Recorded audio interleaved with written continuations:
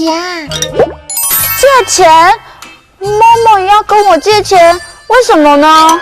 因为啊，明天是我的好朋友生日，我想买生日礼物送给他。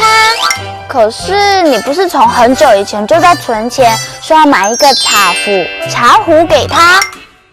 可是有人送他一个很贵的包包当生日礼物，送茶壶好像太小气了耶。哎呀，默默，送生日礼物，生日礼物，这是一种心意，不是说很贵的礼物就比较好哦。那彤彤姐姐，柠檬哥哥生日的时候，你送什么礼物给他呢？我送他篮球，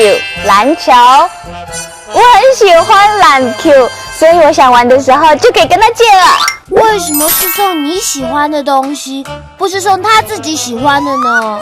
哎呦，因为我跟柠檬哥哥是好朋友啊，所以我喜欢的东西他应该也会喜欢吧。今天要来学什么呢？好朋友，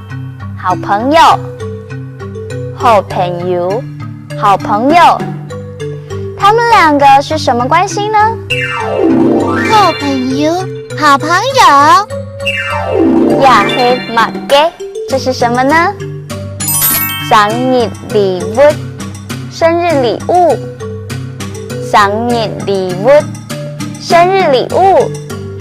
这是什么呢？生日礼物。呀嘿马给，这是什么？茶壶，这是什么呢？茶壶。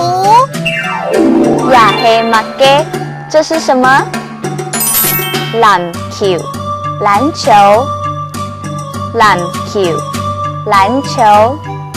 这是什么呢？篮球。默默很厉害哦。茶壶、篮球、好朋友、生日礼物，这些客家话小朋友都学起来了吗？哈克乌拉拉，我们下次再见喽！张我亮。